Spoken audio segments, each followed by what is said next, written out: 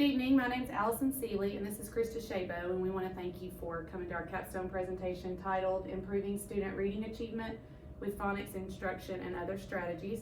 We wanted to share a little bit of background information about us before we get started. I'm currently a first grade teacher at Bryan Elementary, and I am finishing up my 16th year in education. In previous years, I've also taught 3rd and 4th grades. Krista is currently teaching 4th grade in St. Clair County, and she's finishing up her 14th year in education, and she has also taught 3rd and 2nd grade in previous years. Before we get started, we just want to give you a little background information and familiarize you with the two schools that we use for this project. Bryan Elementary is located just north of Gardendale in the city of Kimberly, Alabama.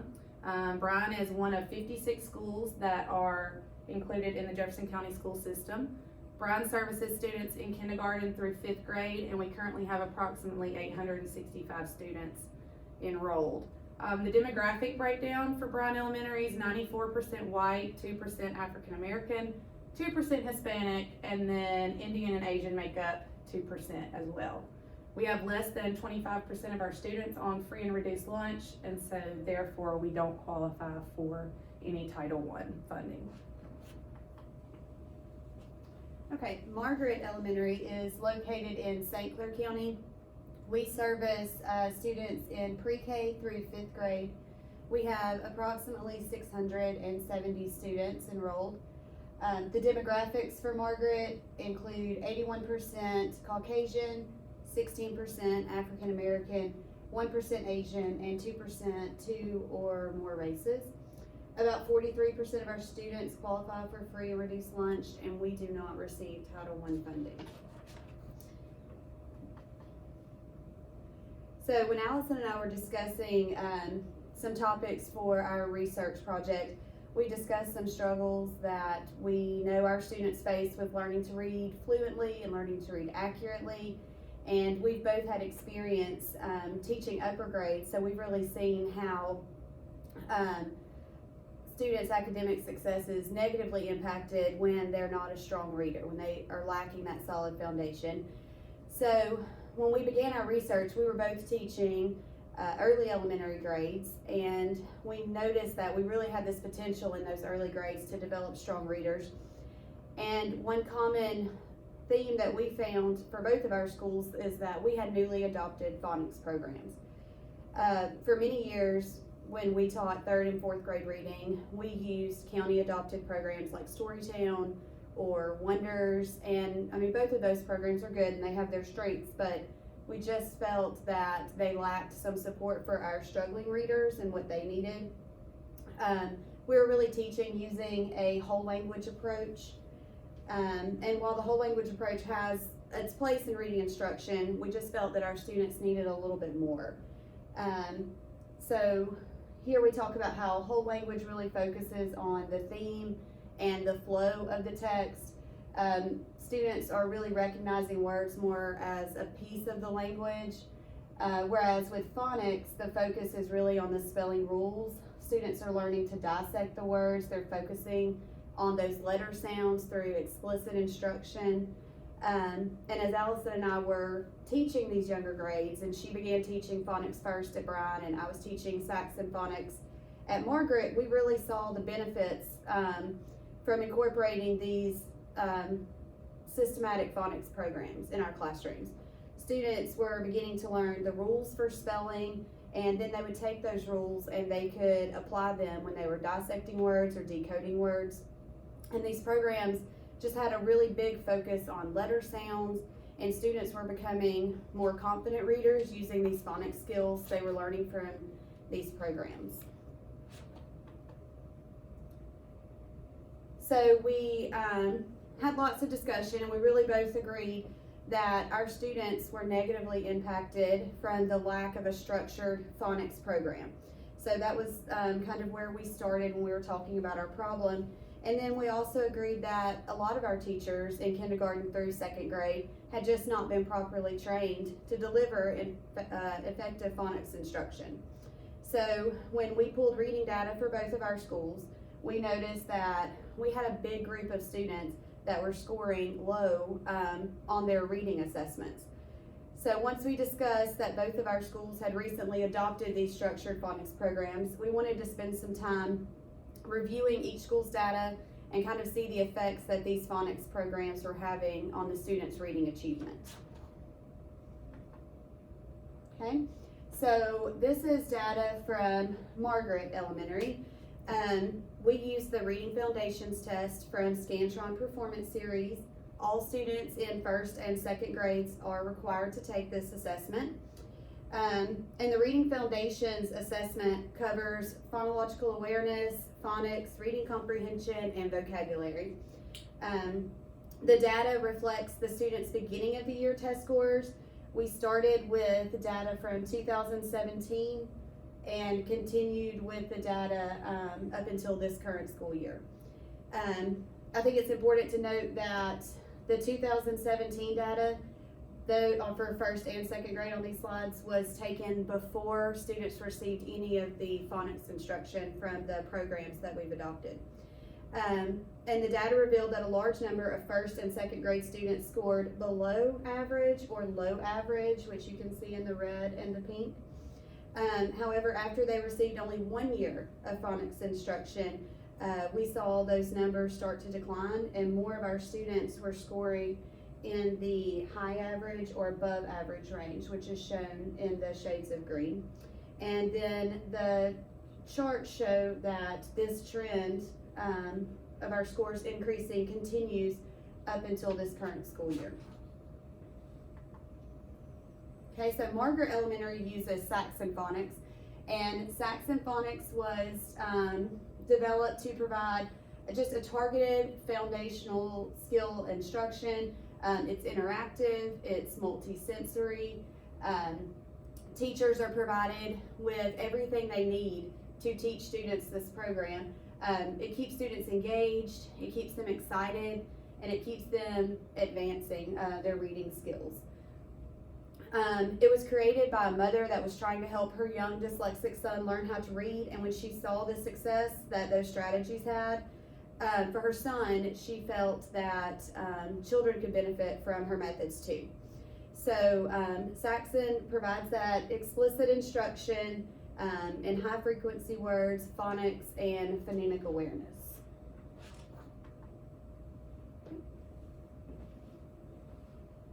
At Bryan, we use data from the Dibbles assessment to evaluate our students' reading achievement. Dibbles is a research-based assessment that's used to evaluate a reader's letter naming fluency, their phonemic segmentation fluency of nonsense words, and then their word reading fluency. We also use data from 2017 through the current school year, and just like with Margaret, the 2017 data that was provided when students were not receiving this specialized phonics instruction. According to Dibbles, there are 3 categories of students. They group them into intensive, which those are more likely to need intensive support, and that's referring to like interventions that incorporate something different from what they're getting in the core instruction. The second category is strategic, it's the yellow, and these students need targeted additional support in skill areas that they're having difficulty in. So it kind of targets the areas they need to work on most. And then the third category, the green, is the core group. These students are at or above their benchmark goal. And according to Dibbles, those students that score within this core group are more likely to be able to reach important reading outcomes later. By looking at the first grade data, you can see that within just the first year of implementation of Phonics First, the percentage of students who scored in the intensive and strategic categories decreased, and the number of students that were scoring in the core group increased. Just the 2019 first grade data shows a 17% increase in the students scoring in this core area. We use a different program than Margaret. We adopted Phonics First. It's part of the Brain Spring group, and it's rooted in an Orton-Gillingham principle of instruction. Phonics First uses scientifically research-based learning strategies to teach students in a systematic process for reading and spelling. It has a lot of the same characteristics as Saxon. It's multisensory, it's very systematic, it's very structured, it's very laid out as to how and when and why you should do certain things. It's sequential, there's an order that you need to go in And of course, it's phonics based. It has a direct instruction approach, just like the Saxon phonics. When we were talking about the stakeholders that were impacted by the problem, the obvious group that's negatively impacted is our students. And it's important to know that we have students at both schools that are performing at lower than desired levels. While our scores are not awful, we still have kids that are struggling and not where they need to be. The scores also have a negative impact on teachers and administrators. There's pressure on the teachers to try and help these students improve their scores. And then at a higher level with administration, they have pressure from district levels as well to maintain a certain level of proficiency within their schools. We know that parents play a large role in our students' success, and it's important that we equip the parents with the knowledge and skills to be able to help their kids with the phonics and increase their language and vocabulary skills at an early age, which will help lead them to being proficient readers later. And then the community at large can also be negatively impacted long term because the students who struggle to read on grade level at a lower age, they also have a lower graduation rate, and they're less likely to continue their education after high school. And there's a higher percentage that these students will grow up to live in poverty. Both Brian and Margaret chose task forces to help us address our problem and to set goals for improving our student reading achievement and scores, especially in the targeted area of phonics. Our task force consisted of students at both schools. We chose students in grades K through 2, and they represented a variety of reading levels.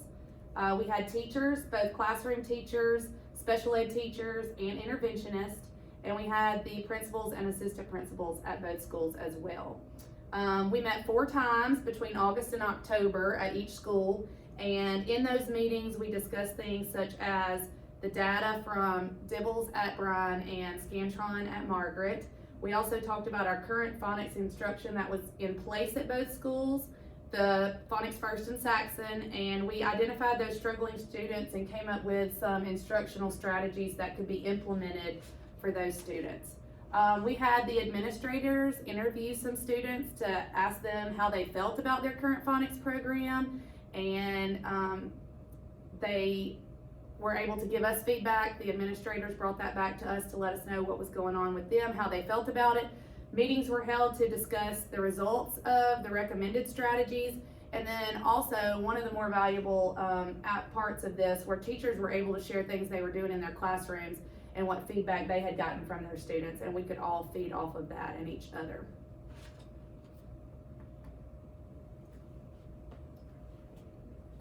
We know that there are definitely limitations, and our task force discussed those. One major limitation was the lack of funding that we have at Bryan Elementary and Margaret Elementary.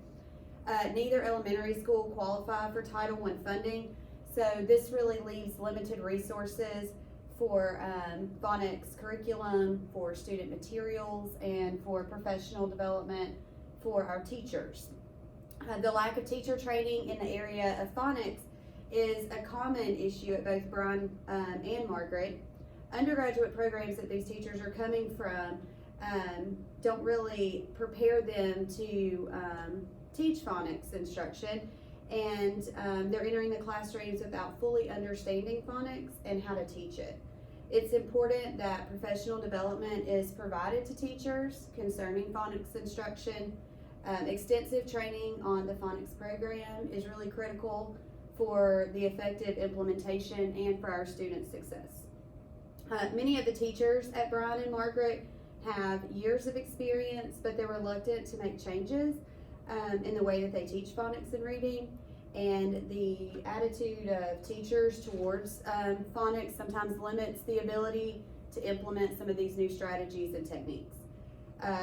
Some of our teachers have hesitations or reservations concerning phonics instruction just because of their lack of knowledge and lack of training. Teachers just feel that maybe they're not equipped to teach phonics in the most effective way for our students. Another limitation that we talked about was confusion and uncertainty of parents. Many students' parents are just not familiar with the way that phonics is taught, and therefore they're more reluctant to try to help their children at home. Many parents were not explicitly taught phonics when they were in school, and this leads to some confusion and uncertainty when it comes to reinforcing the instruction that we're giving at school.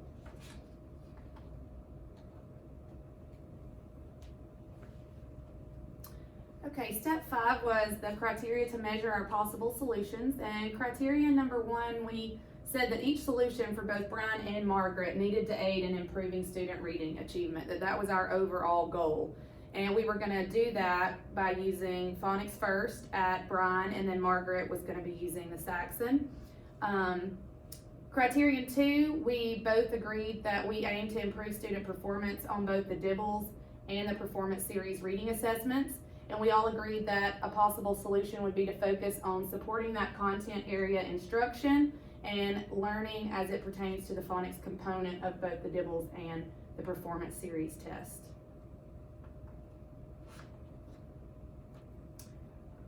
Both Brian and Margaret agree that we need to continue with the phonics programs that we have. We see the benefits and the positive effects of that, and the data shows that the steady improvement supports this continuation.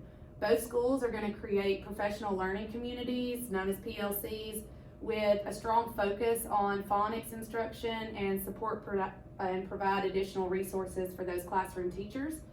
And then both schools recognize the impact and importance of phonics instruction, but we know that phonics is just one component of an effective reading program.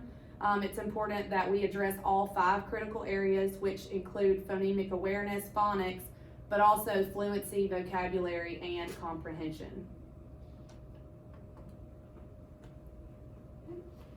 So once we kind of agreed upon these solutions, we decided that we needed to get feedback. So Allison and I collaborated. We created a digital survey, and we sent this out to our stakeholders, which included the teachers at Brian and Margaret in kindergarten through 2nd grade. We included general education teachers and special education teachers and our administrators. Results from this survey would be used to help us determine the best solutions and how we were going to execute those within our schools. Solution 1 called for the continuation of the phonics instruction and the implementation, and Solution 3 called for incorporating additional reading methodologies. Teachers and administrators fully agreed with these solutions. They noted that it doesn't require any additional cost to the schools because these programs have already been purchased. Solution 2, which called for the creation of PLCs to enhance our phonics instruction, was supported by most of the teachers at Brian and Margaret. There were some teachers that maybe did not support or were a little hesitant about the creation of PLCs. And on the survey, they noted that they had had some negative experiences in the past, and that was their reason for their hesitation. Okay, so both schools met in early January, and Allison and I took the results from our survey to discuss this with our task force. And the task force agreed to Solution 1 and Solution 3, which are the 2 solutions that received 100% of support from our teachers. So both schools will continue to implement our research-based phonics program. We will continue to explore additional reading methodologies because we recognize the importance of that. Both schools also agreed that we will implement a phonics PLC to increase the effectiveness of our phonics instruction. We did agree that the PLC will be open to all teachers, and while all teachers are invited to participate, no one will be required to attend the meetings, but it will be strongly encouraged, and the information discussed at these meetings will be shared with all of our phonics teachers. Okay. So at Brian Elementary and Margaret, we will implement the approved solutions by continuing the phonics program along with the currently adopted reading programs. Both schools will continue to explore other avenues that will help benefit our students. The PLCs at both schools will include face-to-face meetings, but we're also going to provide teachers time to collaborate online. At Margaret, this will be done through Google Classroom, and the teachers at Margaret will use the Microsoft 365 app called Teams to share ideas. Teachers can post questions, and then they can share and really celebrate their success in the classroom with other colleagues. All right, to evaluate the implementation, we decided that our evaluation should be both formative and summative. The goal for both schools is to increase our reading scores. And so Margaret's going to use Scantron Performance Series to measure their success. Bryan will continue to use Dibbles to measure theirs. And a formative assessment survey of our proposed solutions is going to be administered to kindergarten, first, and second grade teachers in both January and April. And the formative assessment surveys will be used to guide how our solutions may need to be changed or altered for greater success.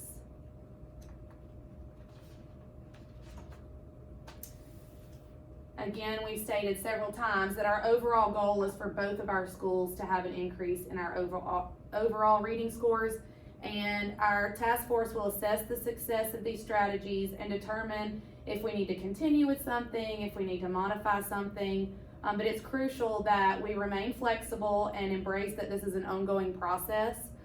We did come up with a modification schedule. January, we will survey K1 and 2 teachers. April, they will get another survey, and then the end of the year will be a final assessment, and we will use the Scantron at Margaret and the Dibbles at Bryan for that assessment. We would just like to thank y'all for coming tonight to our presentation.